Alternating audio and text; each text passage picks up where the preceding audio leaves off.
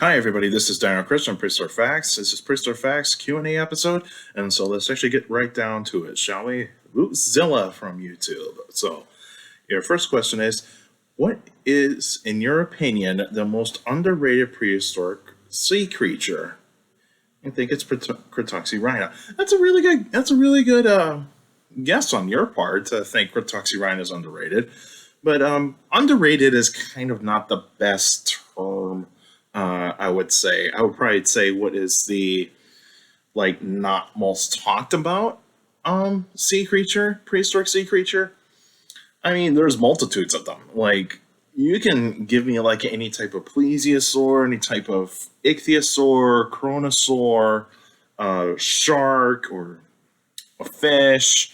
You name it. Like there's so many of them to choose from. But I think the prehistoric sea creature that does need a little bit more recognition, in my opinion, uh, I probably would have to say it is one of my favorite sea creatures, prehistoric sea creatures, is is the early ichthyosaur Symbospondylus. I like this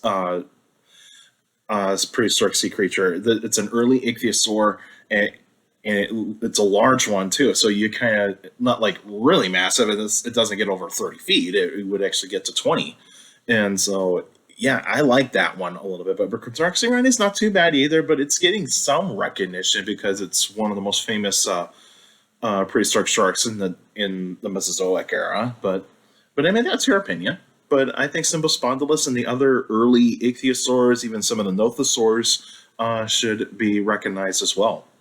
That's my opinion. Who will win, Dunkleosteus or Cretoxyrhina? I think Dunkleosteus wins.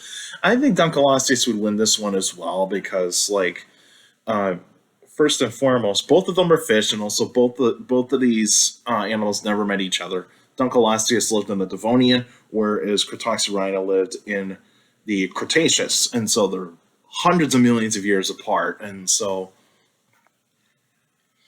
because since that Dunkleosteus lived 360 million years ago, whereas Cretoxyrhina lived 80 to 70 million years ago, or 90 to 70 million years ago, and so that really is a pretty big gap right there. And so, because Dunkleosteus is a prehistoric fish or a prehistoric armored fish called a placoderm, and then you got Cretoxyrhina, which is a shark.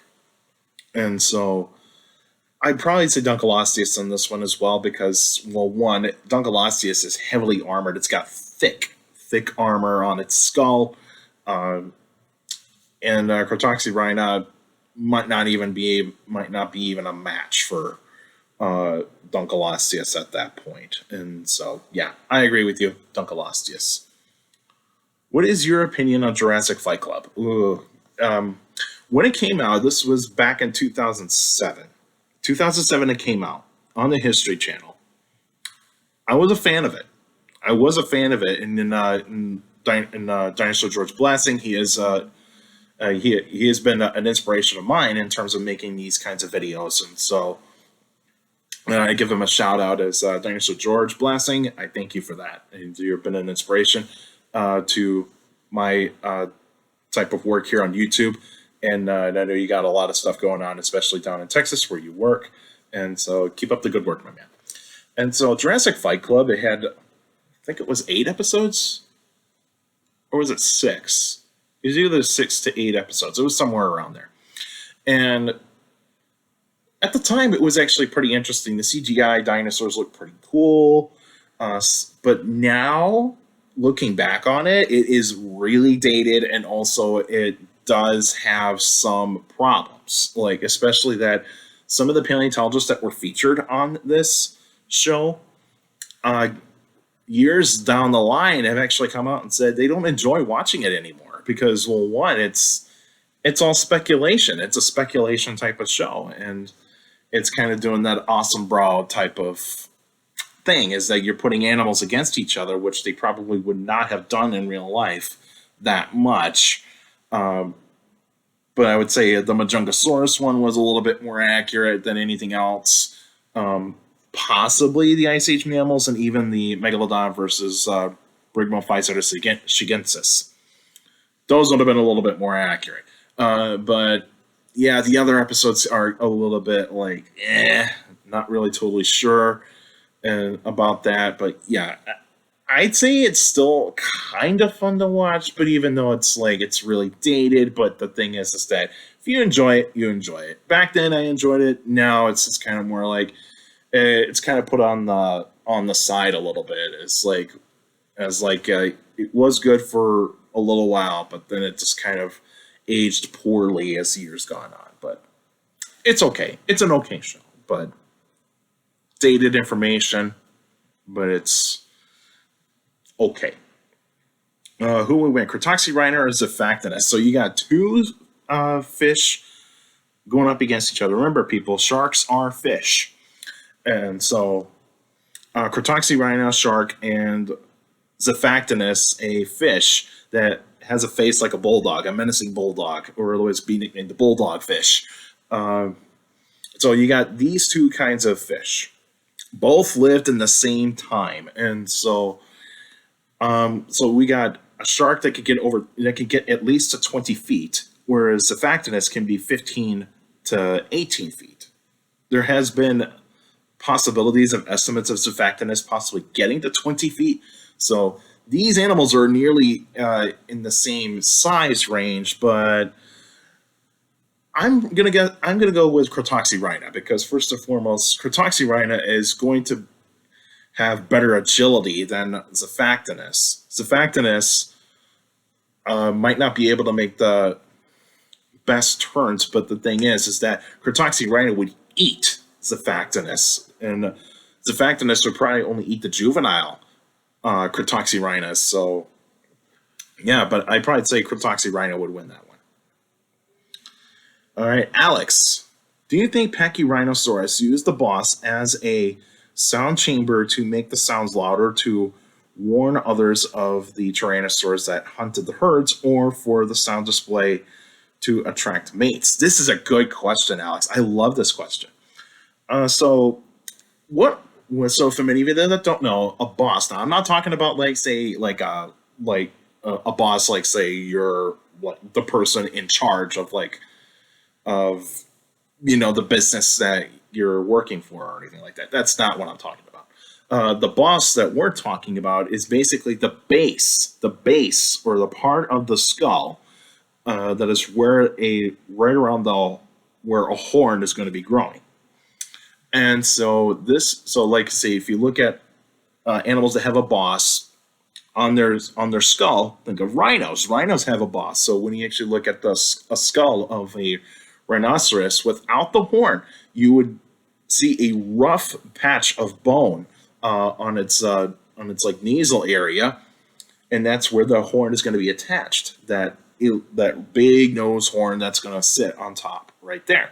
That's what a boss is. Pachyrhinosaurus, a ceratopsian from Canada, has a boss, but paleontologists are still trying to figure out what is really there for this boss. Is it like a bit like a flap of skin for like making sounds, or is it like a keratin type of horn, or is it just a lumpy mass? We don't know yet.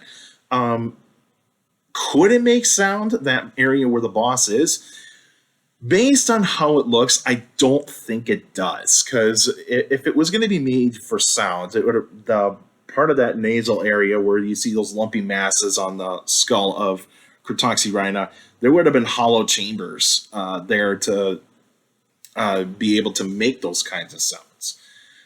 Could it? Maybe, but I'd probably say no.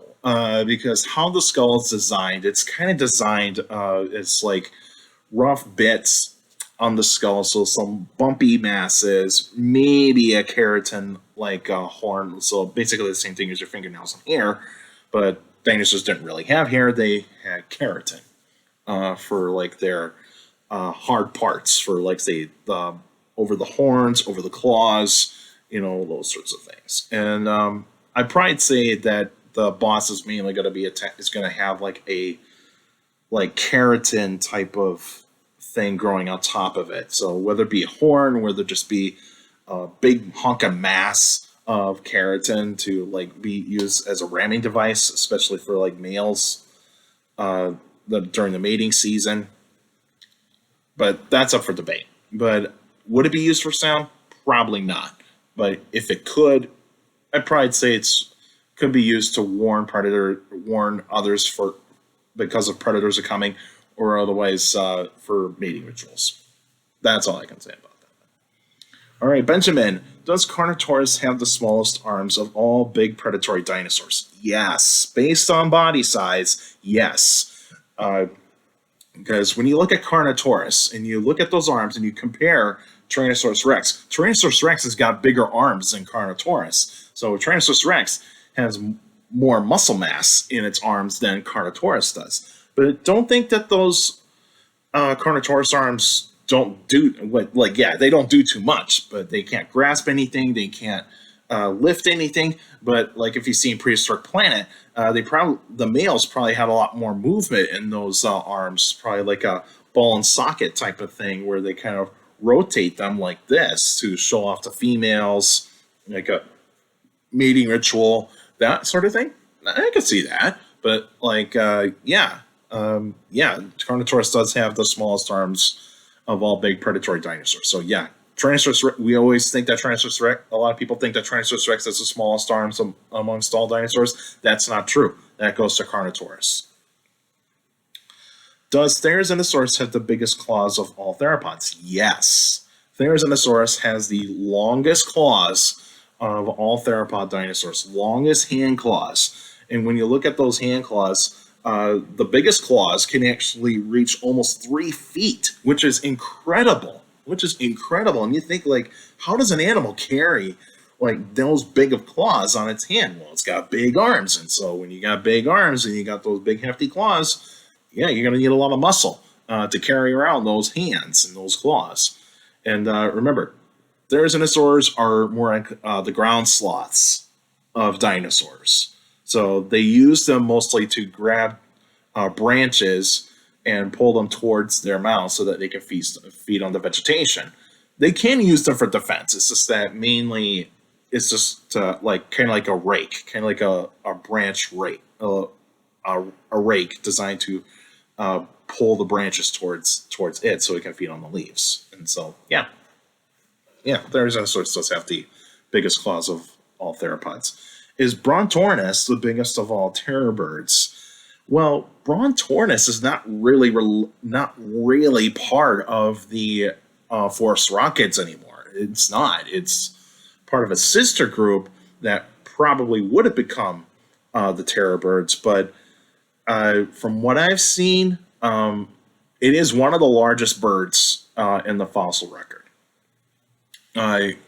In terms of terror birds, either Kalenkin, forest rockids, or Titanus are the largest of all the terror birds. But in terms where Brontornis is part of, in terms of the bird group, it is a ground bird. I'd probably say it is not the biggest bird of all time, but it is one of them. But it is not the biggest. But in terms of terror birds, it probably wouldn't belong with them. But I'd probably say if it was part of the terror birds, it is one of them. I'd probably say Kalenkin is a little bit like taller, but I probably would say that. But Brontornis would be heavier. And who would win, Dromaosaurus or Troodon? And so these two animals did live with one another, except they probably had different niches in terms of like what they were going after.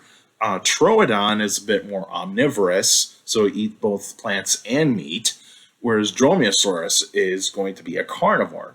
Dromaosaurus is a traditional raptor. It is a traditional raptor when a lot of people think of raptors.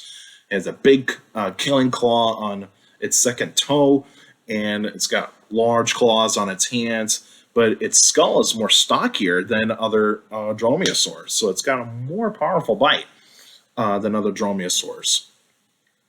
Whereas Troodon has a somewhat smaller, bigger claw than Dromaosaurus, but it can still be used. But the thing is that claw is used to hold down the prey when it's feeding. And so that's a bit difference there. And both of these dinosaurs are pretty smart. But if they ever fought one another, which they probably didn't, I probably would say is that the Dromaosaurus would probably win this one, even though that Troodon is the smartest of all dinosaurs because it's got the biggest brain to body size amongst all dinosaurs. And Dromaosaurus still has a big brain. It's still a very intelligent dinosaur, but not up to the level of Troodon. But I'd still say Dromaosaurus would still win that one. It's a bit more stockier, more muscled, and also it probably would have the bigger teeth, bigger claws. Troodon probably would not mess with Dromaosaurus that much. It probably would just avoided it and just moved on and had its own niche of food to go get. And so plants and smaller prey. Whereas Dromaosaurus would be able to take on small to medium and somewhat larger prey, but it would probably be that kind of way. But I'd say Dromaosaurus would win that one. That's all the questions I got for you today. The next episode will be an extra episode that will be happening on this coming Saturday. So on the 25th of this week, and next week will be a special episode. So I'll let you guys know what kind of prehistoric I'm going to talk about. The extra episode is the Jurassic World Dominion review. So stay tuned for that for this coming Saturday. Stay tuned for that because I'm going to be seeing it this Friday. So this is actually going to be awesome. June 24th, I am going to see this film. And like I said, the special episode will happen next week, Thursday. So I'll let you guys know what prehistoric I'm going to talk about. But you can still send me questions about dinosaurs and other prehistoric life by emailing me at dinochrist71@gmail.com. Or just go on my Facebook page, Prehistoric Facts with Dino Chris. Like the page, you actually post your questions in the comment section. Please put them in the comment section. Don't put them on Messenger. Messenger's for private conversations. So please put your questions in the comment section. And for you YouTubers out there, feel free to like the videos, subscribe to the channel, stomp that notification bell so that way you can get notified of every weekly video that comes out. This week is going to be different because there's going to be 2 videos this week, and so, but mostly one video each week.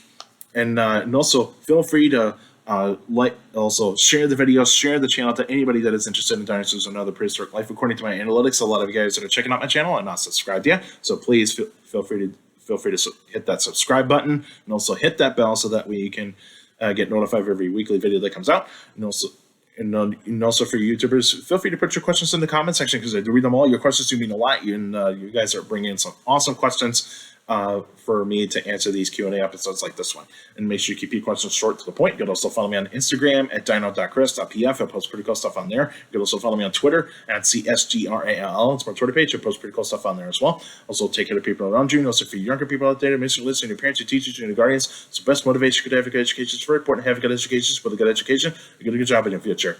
And not wearing a dinosaur shirt today, kind of wearing a Star Wars one. Star Wars is one of my all-time favorite movie franchises, and it's got some pretty cool shows too. So I'm a Star Wars fan too. And that's it for now. And I'll see you guys next week, and also this Saturday.